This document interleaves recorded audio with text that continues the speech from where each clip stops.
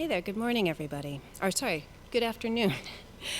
I'm Ellen Prokop, the Associate Photo Archivist of the Frick Art Reference Library and a member of the Frick's Digital Lab Committee. The lab was founded in September of 2014, we're 3 years old, to provide art historians with the information, digital tools, and data necessary to explore new methodologies. And part of our programming has been to organize biannual public lectures featuring recent advances in the discipline. Today, I am very pleased to welcome our fifth speaker in this series. This is Professor Paul Jaskot, a renowned specialist in the history of modern German architecture and a pioneer in digital art history. Professor Jaskot has published widely on both subjects, authoring several monographs and anthologies, including The Nazi Perpetrator, Post-War German Art and the Politics of the Right of 2012, and Geographies of the Holocaust of 2014. Formerly, Dr. Jaskot was professor of the history of art and architecture and director of the Digital Humanities Lab, Studio X, at DePaul University. This past year, however, he has accepted the position of Professor of Art History and Director of the Wired Lab at Duke University.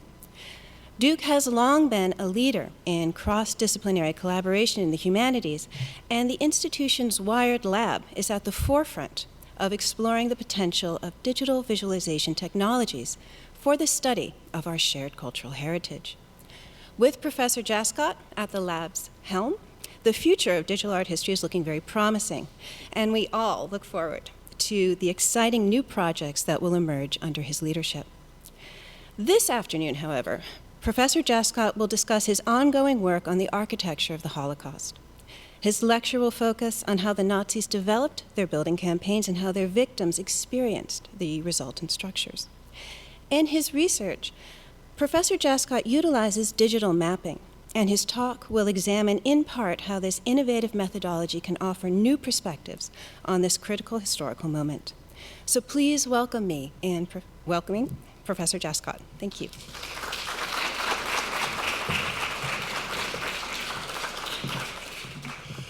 Thank you, Ellen. It's a great pleasure to be here at the Frick, and I really think it's a real model of what our museum libraries are doing in terms of promoting real knowledge and real different kinds of areas of looking at art history. So I really thank you and your colleagues in general. There we go, right? There are a few buildings still in existence associated with the horrors of the Holocaust, more familiar to us than the entrance pavilion of the guardhouse at Auschwitz-Birkenau. This is not a piece of architecture as we think of it. We are so familiar with this building that we really don't see it anymore. It appears on the cover of books, it is the opening shot of documentaries, it has shown up in countless movies or other works of art, and of course is referenced often in survivor testimonies. We see it as the stable, massive, and symbolic form as it is. Yet, it is not only a static symbol, but it is also a product in time, whose final form resulted from the many hands that constructed this building and who changed its meaning. Still, we think of this building as about genocide, not as about architecture or certainly not art history. But today I would like to think of the building not as a symbol, but rather as a process. Or in other words, we should move our attention from the overall symbolic significance of the building and think about its individual forms as they exist over time. And here I'm really thinking of Marvin Trachtenberg's phrase, building in time, which I find very useful. Let us zoom in, for example, on a detail. Here you see something that disrupts our attention, a seam in the brickwork, and you see it right here, or right there. It is just to the right of the central tower as one approaches the facade. Once one sees it, it is hard not to notice it over and over again in the pictures of the building. It has been hiding in plain sight. This seam is a mark of the building as process, a building that is not static. The extension of the gate of Birkenau that was here, the adding of a new wing onto the building at this seam, indicates a rise in the ambitions of the SS in this particular moment of 1943. These ambitions saw no contradiction between murdering more of the European Jewish population and expanding the capacity to work to death tens of thousands of others not immediately sent to their death. But this institutional perspective of the perpetrators is not the whole story, for it had to be constructed. Bricks and mortar had to be brought to the site, along with cement. Foundations were dug, pipes were laid. Amidst all of this, the bricklayers also clearly attended to detail at a smaller level. For example, aligning the beveled cornice with 3 diagonally placed rows of bricks to establish visual unity with the previous structure completed in 1942. And all of this work? Forced labor, of course. We cannot lose sight of the fact that the building represents the actions of victims as well. It is a sign of their oppression, or occasionally, their acts of survival. From the generation of designs, to the coordination of construction, to the hauling of materials, to the laying of bricks, the building process was one in which SS goals intersected with victims' experience. They had wildly different understandings of this grotesque architectural site, of course, but it was here, in the space, at this seam, that we see the evidence of how individual histories and architectural ambitions converged in 1943. My talk today is about this historical and spatial convergence in the building process. Buildings are important sites that evidence the ideologically driven plans of the Holocaust. But they also leave traces of the victims that constructed or experienced these places as they moved through the genocidal system. In this sense, they are an ideal and overlooked source for exploring what Saul Friedlander called an integrated history of the Holocaust. For Friedlander, a history of the Holocaust requires both an understanding of perpetrator policies, but also the victims' beliefs and experiences. I will argue that the architecture of the Holocaust is one such way of discussing and analyzing a more profound integrated history. These places were designed, built, and experienced, but none of these moments is reducible to the other. They must each be seen in tension with each other as crucial aspects of the history of the Holocaust. To return to the seam and the brick, certainly it is a product of SS ambition, but it is also a trace of the lives and actions of those Jewish forced laborers, some of whom survived and think of evidence like that trace as a way of marking and recalling important aspects of their experience. Our history of the building in particular, and the Holocaust in general, is not one or the other, but rather both. Now, while we will traverse a wide field of evidence today, my presentation will look closely at 3 distinct sources: a plan, a testimony, and a digital map. Each tells us something different. Together, they do not create a seamless narrative, but rather a relational one. Each part conveys a particular aspect of the Holocaust. First, the architectural plan speaks to the development and implementation of the perceived ideological goals of the SS, which included the brutal use of European Jews and other victims as forced laborers. Second, and conversely, the survivor's testimony has little interest in discussing the larger goals of forced labor, but rather focuses in on the experiential, the personal level of understanding. We will also see, surprisingly, that perhaps here the importance of women as forced laborers in construction really comes forward. And third and finally, I will explore how these 2 different aspects or kinds of evidence can be modeled in the digital environment. None of these kinds of sources is a complete history, but together they form what I call a relational one. A truly integrated history of the Holocaust that works towards a total understanding of the event must by definition be a relational history. It is only by thinking relationally that we do not lose the survivor's story in the vast abstraction of a systemic analysis of the camp network. Each is preserved and also kept as distinct, but each is necessary to explaining the Holocaust, and the digital map helps us clarify both. Now, my reliance on digital mapping, a component of what is generally now known as digital humanities, is not meant as yet another attempt to justify the digital humanities as the next big thing, of which there is much of this rhetoric around. Rather, my analysis here is a defense of digital mapping as a conceptual method, not only contributes to our understanding of the Holocaust, but also is particularly methodologically suited to the kinds of historical questions we ask of the Holocaust.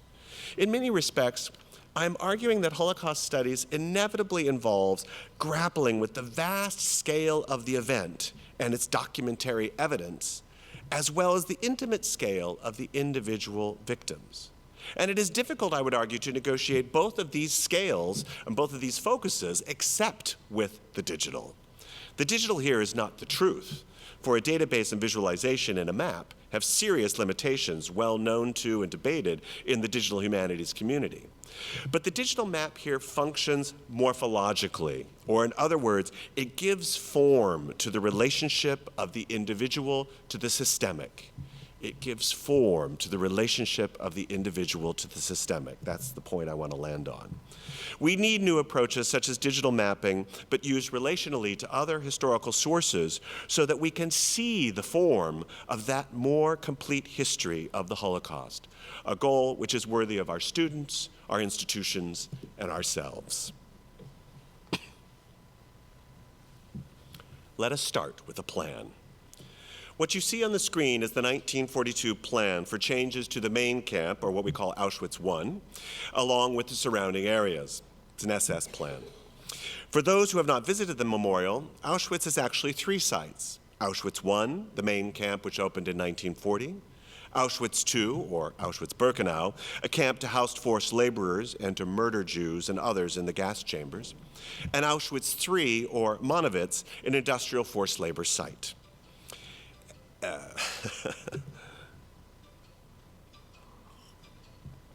SS-Untersturmführer Lothar Hartgenstein, there's a mouthful, finished this new plan for Auschwitz I on 12th of November 1942. While it is a particularly finished drawing, it is one among thousands of other drawings that remain concerning Auschwitz, and literally thousands, with some coming from the central office of the SS administration in Berlin, but most made in the central building office, or Zentralbauleitung, of the camp itself. And I would note that many of the key drawings concerning major structures in the architectural office in general have been well documented and studied, as has the camp, of course. And my work certainly builds off of some of the important scholarship and others which you just see on the screen here. So I want to acknowledge my forebearers here. Now, this plan, though, is also not just one of thousands, but is actually quite particular, coming as it does in a very specific moment of the camp's history and the building activities of the central building office. It gives us insight into the dynamic between architecture and oppression, culture and genocide. Certainly, it is not a particularly innovative or surprising design. The curved roads of the SS settlement on each side of the camp were standard in housing estate planning since the Garden City movement of the late 19th century. And the regular institutional layout of the inmate spaces, as well as the alignment of the forced labor sites along a central axis road, represent the kind of rational planning typical in industrial and penal sites in the modern era. So far, this is familiar architecture. But the use of color, as well as the spatial and temporal scales of the plan, are worth noting, since these are the formal characteristics that help us understand the Holocaust from the perpetrator's perspective. Note, for example, that the orange and greenish-blue complementary colors are only in the central section of the plan, drawing our attention. These are the areas focused on industrial forced labor, like the Krupp work to the left of the camp, the new SS administrative headquarters, and housing for the labor inmate populations. But these areas are not only visually prioritized, they are also temporally prioritized as well. That is, the key at the base of the plan shows us that the building office was very much aware at any given moment which buildings in this highlighted section were planned, under construction, or finished. Finally, the plan also makes us think of time in multiple scales. There is the micro-focus on time for the prioritized plans in the middle, whereas the plan in itself represents macro time, for it incorporates past buildings built, those currently prioritized, but also those planned for the institutional future of the SS as a power in supposedly Nazi-victorious Central Europe. The housing estates, for example, are about that future. They were never built, of course. The SS conceived of immediate needs, strategically highlighted in colors and prioritized in relationship to the war in the form of forced labor, expansion of administrative spaces, and the ability to hold and oppress more inmates, both Jewish and non-Jewish. At the same time, though, it never lost sight of its ambition for a dominant future, a future marked by cities and settlements over the eastern lands, freed of Jews, Slavs, and others deemed racially and socially inferior. To put it in blunt terms, the implementation of the plan, its conceptual framework, required genocide. It shows how deeply genocidal thought was spatial thought, which absorbed all aspects of life. Future time, the clearing of land and the building of new structures, as well as the strategic current time, the time used for forced labor, cannot be separated. They can only be prioritized. Building the future involved building the present, with forced labor and genocide a requirement of each, and the plan shows us both. Note as well the large-scale planning involved in Hartenstein's design, particularly as it incorporated the urban scale of the composition and the interest in thinking about multifunctional sites, that is, housing estates, factories, etc. In particular, spatial scale was as important to their conceptual thinking as the temporal scale just discussed. The SS was concerned with design at the smallest spatial scale of the building, evidenced by thousands of drawings and details. But they also were active in urban and regional planning, as indicated in this plan. And further, they organized building activity also at the continental scale of the war itself, such as with mobile building brigades of forced laborers, which could travel all over Germany in the occupied areas to support strategic building initiatives. Hartenstein's plan here is further evidence of this kind of thinking, where the parts of the site are made into a synthetic whole. For these architects, the present and future world were vast in scale, and scale, expressed in human terms, is control over building and space. However, this perpetrator's view belies evidence of who was doing the building. Here, the ideologically perfect world of this plan drives us back into the archive to see the messiness of the building process. Hartenstein's neat categories of time and space fall apart in the face of a complex world of day-to-day construction with thousands of orders for materials, working drawings, shipments of cement, and of course, labor allocation. The SS solved these logistical problems by throwing at this task the one resource most at its disposal: the forced labor of Jewish and non-Jewish prisoners not immediately selected for murder in the gas chambers. The records from Auschwitz, though partial, are stunning in what they reveal about the involvement of architecture in forced labor. We are able to get a particularly good view into the scale of forced labor in construction from monthly reports for 1942. That is exactly at the moment when Hartenstein was working on his plan. While there are spikes and troughs in the data, by July of that year, at least 8,530 men and 3,200 women were at work daily as forced laborers in construction at this one site, a number that remains above 5,000 combined even in December, which is a very high figure in the construction industry, which usually pauses during the winter months. Note as well that by at least July of 1942, forced labor also included at least 160 prisoners working as draftsmen in the office of the Central Building Office itself. Here you see one drawing by a victim. What do we make of these numbers? On the one hand, they clearly correspond to the optimistic flurry of planning and activity for the camps in late 1942, so evident in the plan, that is the ambition of the SS, as well as the shift in labor at Auschwitz towards the armaments economy that gathers steam in 1943. On the other hand, though, these numbers highlight what scholars have not really talked about. That is how much of the daily life of forced labor inmates in these years was occupied by the often brutal work of construction itself. Finally, the sheer size of the labor force, as well as its variability, including forced labor architects and draftsmen, highlight what a priority this was for the SS. But was this focus just at Auschwitz? How systemic was this interest in construction for the SS and the camp system as a whole? Let's turn briefly to that question in order to expand the significance of our analysis of the Hartenstein plan. My colleague Ann Kelly Knowles and I have explored the camp system through use of geographic information systems, what's called GIS. We used GIS to visualize the camps database that formed the core of Volume 1 of the U.S. Holocaust Memorial Museum's Camp Encyclopedia project. Of the 1,111 camps, 188 of those camps have no specific forced labor designation, so they're not on this map. But of the 923 remaining, 40% list construction as a primary or secondary goal of forced labor.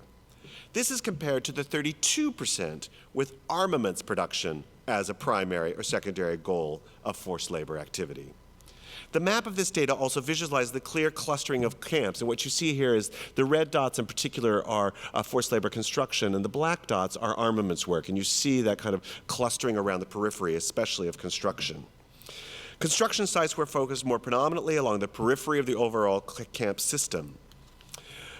In some, sub-camps with a major emphasis on construction were more dispersed. Extending the empire out emphasized previously overlooked forced labor tasks of construction, while consolidation near the core reflected the commonly known scholarly emphasis on armaments production. And I cannot emphasize enough that if you look at the literature on forced labor, you are looking at a literature that emphasizes armaments. It's all about armaments. And what we're arguing here, Anne and I, is that really no, it's partially about armaments, but it's really, if you're looking at the victim's perspective, it's about construction. So these are different kinds of forced labor. Construction's role in the SS system as a whole indicates a larger function of this labor and its impact on the individual inmates' workers' experience. And yet, however much the plan has allowed us to spin out an analysis of various aspects of SS ideology and the scale of Nazi genocidal ambition, such a system-wide analysis also obscures. For example, we might follow this map, I'll go back there. We might follow this map and conclude that women's camps, which were clustered in the center, were less involved with construction than men's. It would be easy to ascribe this to the manual labor of construction work, seemingly more suitable to men. But we know all too well that the Nazi apparatus had no such subtle parsing of labor and gender when it came to victim groups. Indeed, women were just as likely to be involved in difficult physical labor as men, and it affected their chances of survival in the brutal implementation of the Holocaust just the same. The plan and the attendant maps I've shown is only one part of the story, and like any focus on explaining the perpetrator, it can obscure more important questions about victims and survivors. This becomes clear if we turn to our second kind of evidence today, the experience of individual European Jews and what they remember in their testimonies about the architecture of the Holocaust. There has, of course, been important work on survivor testimonies as an invaluable source for understanding the ethical and social dimensions of the Holocaust. And I really point you to really what I think is one of the best, most recent books, Noah Schenker's book on reframing Holocaust testimony. It's really quite excellent. Testimony has both what we might call a common and a deep component. The common elements of testimony are those moments when survivors describe how their stories intersect with the known and historical geographic arc of the Holocaust, such as their discussion of a group transport to Auschwitz, or the organization of their observations in a chronologically ordered series of events that ends with liberation. These are common tropes in Holocaust survivor testimony. But the deep element is what interests us here. These components are the moments in which the individual survivor reveals a specific experience, perception, or story that is about their very particular place in time and space. These micro moments can often be abrupt interruptions of the testimony, or be remembered only in fragments with chronological and spatial references that may or may not fit neatly into a larger historical narrative of the shared experience of genocide. It is worth recalling that for those of us that have watched a lot of testimony, the briefness of a mention of event is not an indication of its importance. After all, in a 3-hour format, for example, the Shoah Foundation's testimony, and I'm showing you the interface of the Shoah Foundation testimony, which is the source space that I'm using here. In the 3-hour format of the Shoah Foundation testimony, when you give a whole life story as a survivor, even dwelling on something for a minute or two can often be a large part of the narrative. Nevertheless, I would argue that the forced labor construction, as it appears in testimony, appears consistently as this kind of deep element, especially when we look at women's survivor testimony. Of course, these women speak to the brutal building policies of the SS, and how that affected large groups of inmates, just as we've discussed with the plan. But when women discuss their own construction forced labor, it is rarely with any sense of what they are building or why. More often, it is what I would like to call an eruption in the narrative, and has to do with how particular spaces were experienced at specific times, and how construction work came in at a particular moment. That is to say, the spatial and temporal scale of building in time for women is fragmented and occurs at the micro level of the body. Now, I want to focus on one particular case to expand on this point. The case of Bella Korn, a Polish Jew born in Łódź in 1923. To give this case some context, we can point to some common patterns in how Jewish women discussed building and construction work. Now, my initial sample here is drawn from 26 survivor testimonies of women who, like Korn, were forced to build either immediately before, during, or after their time at Auschwitz, that is intersecting with the Hartenstein Plan. Most of these women were in Auschwitz and the SS system, however, in mid-1944 and after. That is at the same time that the SS was expanding its forced labor operations to coordinate with the last-ditch buildup of the armaments industry.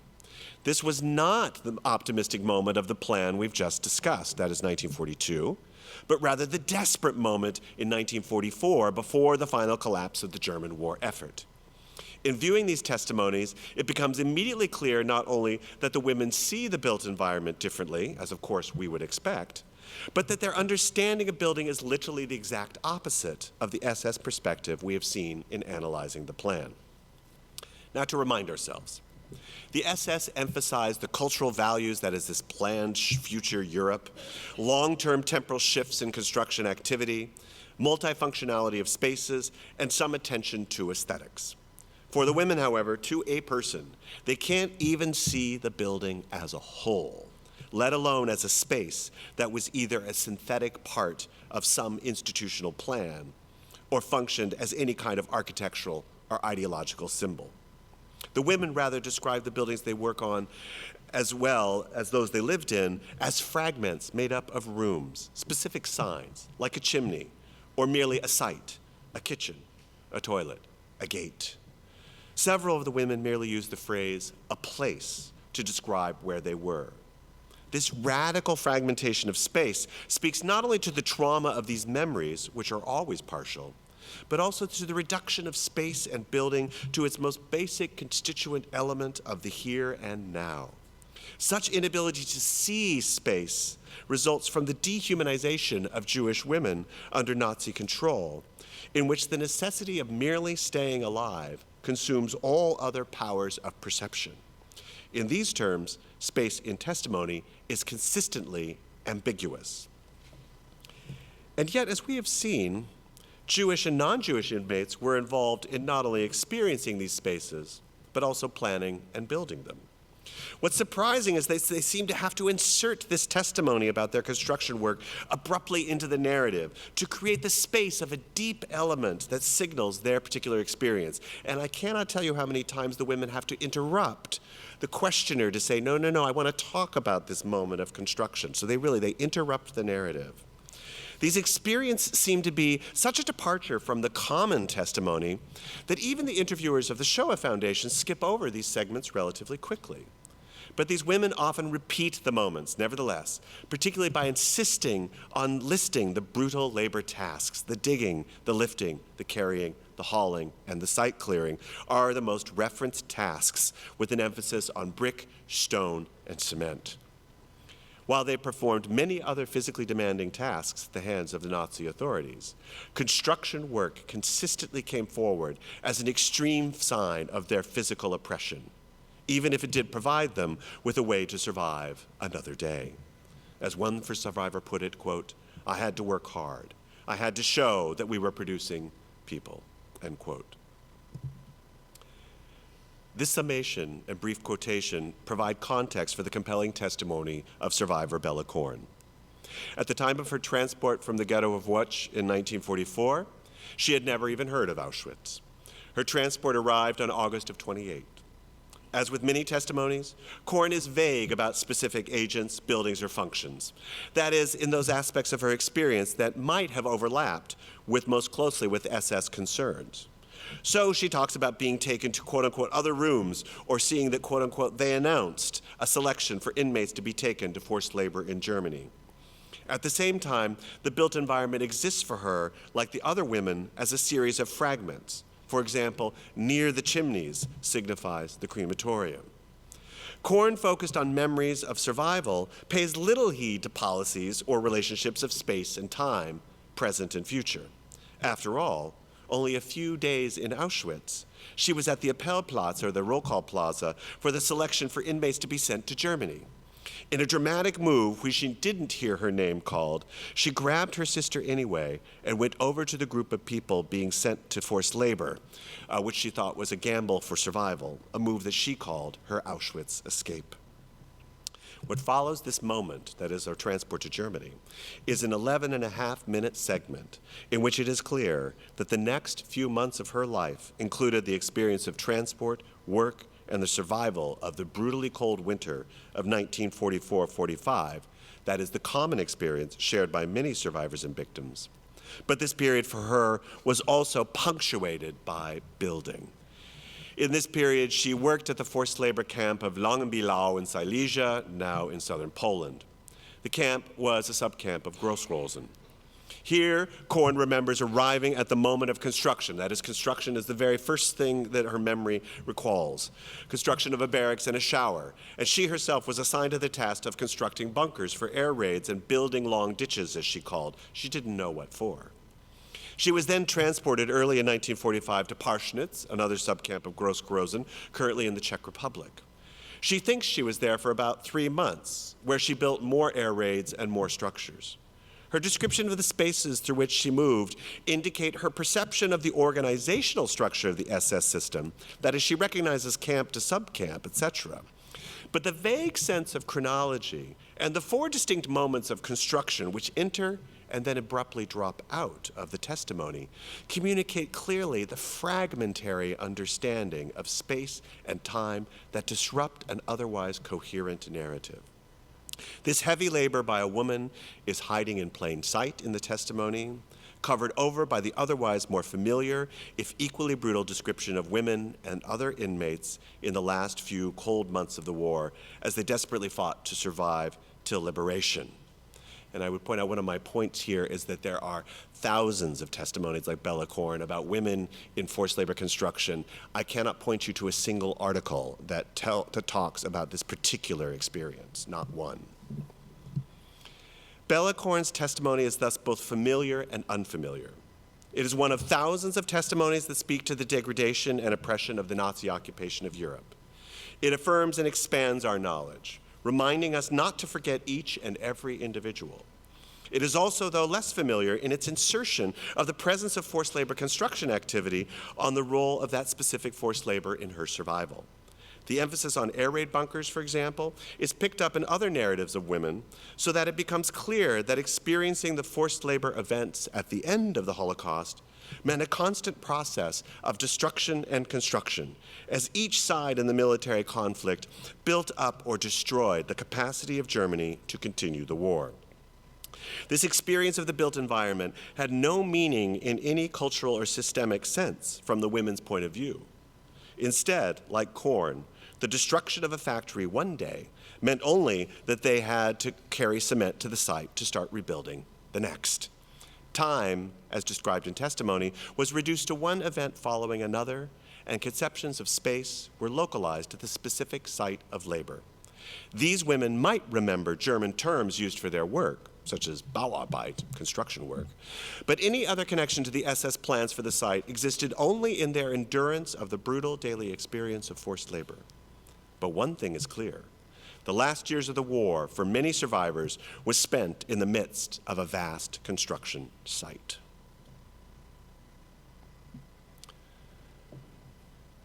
The digital map. Both my discussion of the SS plan for Auschwitz, as well as my focus on the testimony of Bella Korn, indicate how important our attention to time is in the analysis of the architecture of the Holocaust. This temporal dimension is crucial, for it both links and separates the two kinds of evidence. For the SS, the temporal scale rested on how present actions related to future ambitions in a tense but integrated relationship.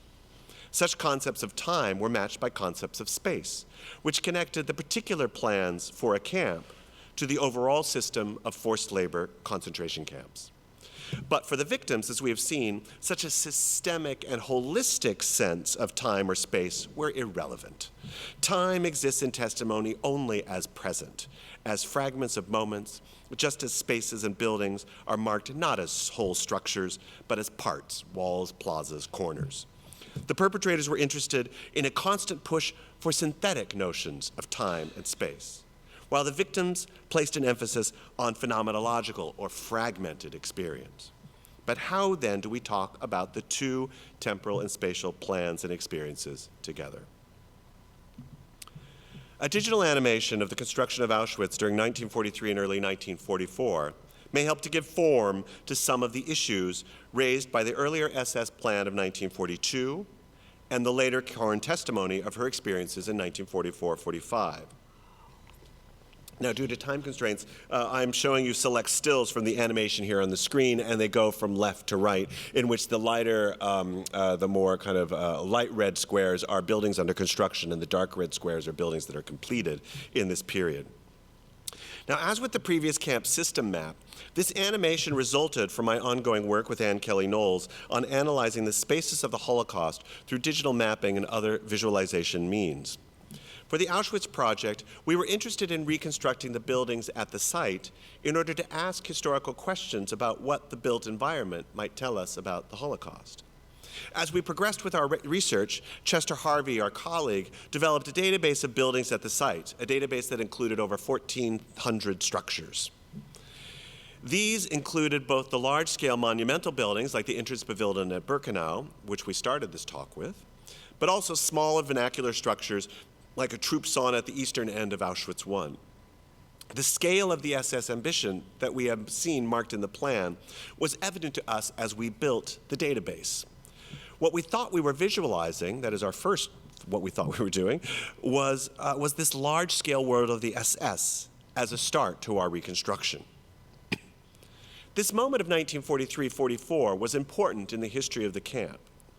Yet while not overlooked, it is often underplayed by many scholars. This is not surprising given the history of the camp and the interest in Holocaust research. On the one hand, scholars have emphasized the step-by-step radicalization of anti-Semitic policy by the perpetrators that led to the war and Auschwitz in the first place. Nazi policy escalated those attacks into full-scale genocide with the deployment of the killing squads, or the Einsatzgruppen, in the east after the beginning of the war. These mobile killing squads were gradually replaced with killing centers, including Auschwitz, beginning in 1941. By 1942, genocide was decidedly not a plan. It was a reality for European Jewry, an established policy in the death camps and at Auschwitz.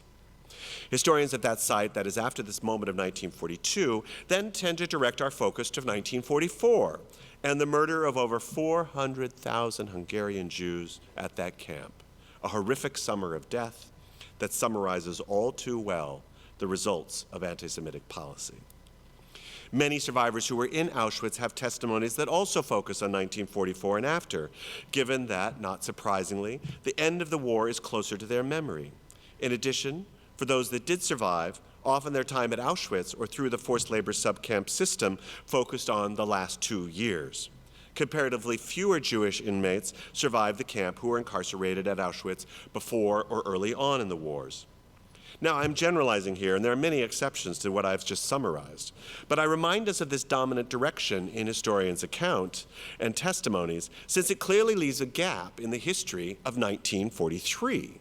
This is the gap between the SS plans and the majority of survivor testimonies that the animation addresses. Now, our initial visualizations focused on trying to make sense, not of the visual elements of the SS plan, but its functional ones. And so what we started to do is when we were mapping, and here you see about 1,000 of the 1,400 buildings that the SS mapped. So what we were trying to do is kind of divide them up and see which ones were built and which ones were not built. And then we thought what we were doing is going to separate like the industrial sites from the sites that were for camp sustenance, and then the sites that were barracks, et cetera, et cetera. That is a functional analysis. We were trying to capture the multifunctional spaces in order to visualize not just the major structures that are well known, but all of the buildings in between. This large-scale map that you see here gives some sense of the complexity of that functional environment. Now I'm going to focus in on just one corner, this corner right here. And we have just another very visualized map here, focused in on the eastern corner of the main camp of Auschwitz I in this digitally marked up SS plan, which gives us an example of this idea of a multifunctional space. Now, as you can see, it includes a variety of SS buildings, from the domestic structure and garden of the commandant, which you see down here, to the troop housing there. There's a the commandant's house, troop housing. There's saunas for relaxing here. But it also shows you the slaughterhouse, which is for the canteen. But it also includes visible inmate spaces as well. Most obviously, the crematorium, which was in sight of the sauna. So as you were relaxing here, you could see that right there.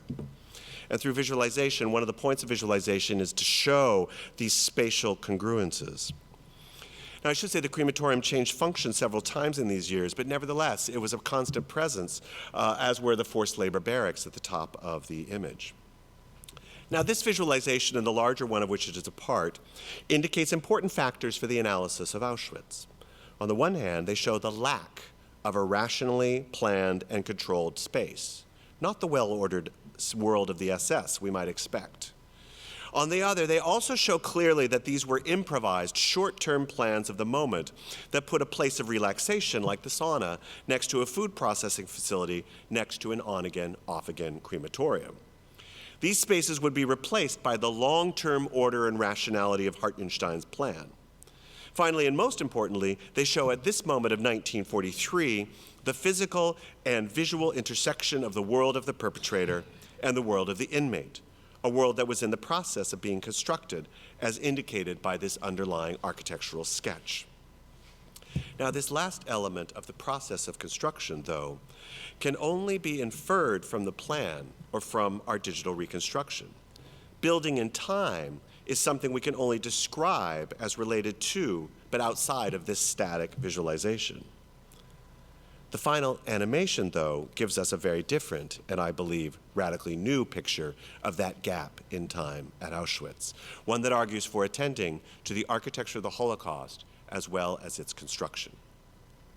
The animation is a simple visualization of our partial database of construction activity in Auschwitz-Birkenau, beginning in April of 1943 and ending in May of 1944, that is right before the arrival of the Hungarian Jews. The light red spaces indicate that construction had begun on a building and it remained in process. Dark saturated red indicates that the construction had been completed and that the building office had turned the finished structure over for use to the Camp SS administration. Now, I hope you can see in these screenshots how the animation captures two aspects of the development of the built environment of Auschwitz-Birkenau very clearly. First, it shows the rapid expansion and growth of the physical scale of the camp.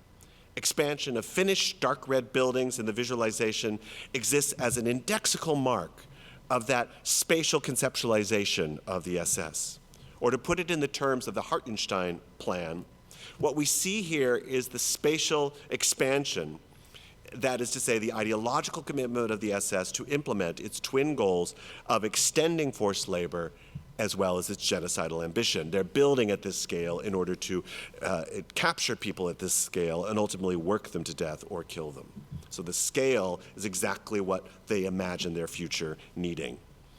For this, they need to expand the capacity of Birkenau to hold forced laborers, but also to have spaces to keep inmates before their subsequent murder in the newly built crematoria and gas chambers at the northwest corner of the camp. These goals required larger controlled spaces that were also highly regulated, marked in the organization and expansion of the camp. But second, it also shows how sporadic and chaotic that expansion was over this year period of time. And I cannot tell you what a surprise this was to me. So I'm the one that went into the archive and found the dates for every single one of these buildings and gave the information over for Chester as we were constructing our database. And when Chester pressed the animation, I was surprised. I provided the evidence and I was surprised. I could not believe what I saw. That is to say, there is no set pattern to the process of construction of the site. It doesn't go from left to right, top to bottom, north to south. It's all over the place. Rather, such ambitions to expand power, even by the SS, face the constant day-to-day challenges of the war, of common conditions of building, such as weather and the shortage of materials, and of their own brutal hand over forced labor construction. That is to say, the micro, ever-changing image of the construction zone of Birkenau also points directly to the prisoners, to those Jewish and non-Jewish inmates who came into this physically fluid and confusing environment. Since the digital reveals building in time, it further points to those thousands of prisoners whose daily existence was in constructing exactly this environment. The animation refers to both ambition and to construction, to long-term goals, but also to the short-term experience of space and the moment. Now, another way of thinking about this intersection of temporal scales in space is this graph, also a kind of map, if you will, based on the same database, but visualized in a different way. That is, this is another spatial visualization. Now, the graph shows how consistent construction activity was over this period, and I should apologize because the graph, these lines are errors here. So it really starts here in 1943, and as you can see, it runs till 1944. There was construction after this, but this is our data set, is 43 to May of 44. So just so you know. Now, so this is a daily map, or daily vision of construction activity of Auschwitz, daily. The peaks and valleys of this chart emphasize a constantly changing physical environment, one which was visually unpredictable, making the experience of space ever more fragmented and random. That is to say, the graph shows the spaces that appear not in the polished plan and memorandum of the SS. The graph shows us the spaces in the testimony. Why would any survivor remember a plan, or have a total concept of a site, or understand the relationship of one building to another? Indeed, our graph indicates that such disjointed memories are not only the product of the nature of testimony 50 years after the end of the war. The graph is also, and surprisingly, much closer to visualizing the actual character and experience of space in the camps themselves, as Bella Korn and others have told it. In a world of construction, of physical violence, and of constantly adjusting plans and ambitions, the fragmented description of spaces and forced labor, so evident in Bella Korn's testimony and others, are indeed the most accurate description. This is what the architecture of the Holocaust looks like, and this is what Bella Korn described. The digital visualization helps us to consider anew our historical sources.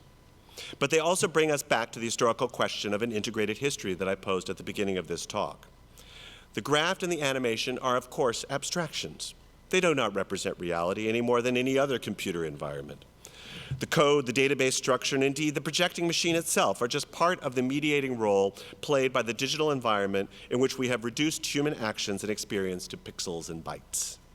These partial and faulty representations, though, still show the indexical power of the digital environment when used for historical analysis. They do not represent reality, but they do refer to real plans, actions, and experiences. They mark the traces of history and give them form, preserving both the resonance of the overall plan of the SS, but also marking the daily experience of the built environment and forced labor construction of the Jewish inmates. The animation and its attendant graph references both. It makes us ask questions of both, but it does not reduce one to the other. They are spatially related, and that relational moment of their physical confluence signals as well their relational history. Through visualizing the architecture of the Holocaust as building in time, We critique a monolithic view of the long-term goals of the SS by showing their need to be built step by step, brick by brick, cement bag by cement bag. But importantly, we also recover more clearly traces of the inmates' experiences of forced labor, validating and contextualizing the testimony of those post-war survivors. The digital is not a replacement for an analysis of the document or the testimony. It merely gives form to their relationship and shows us how we can start to talk about both the systemic and individual questions in the Holocaust together. Thank you.